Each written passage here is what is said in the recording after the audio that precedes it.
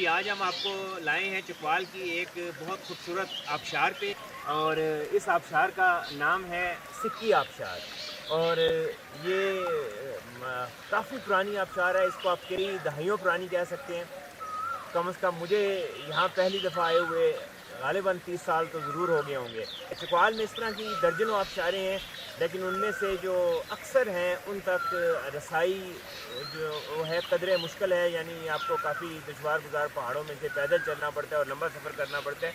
लेकिन सिक्की आबशार जो है ये बिल्कुल एक सड़क के किनारे है, सिक्की गाँव है, उसी गाँव की मुनासबत से इसको सिक्की आबशार कहा जाता है।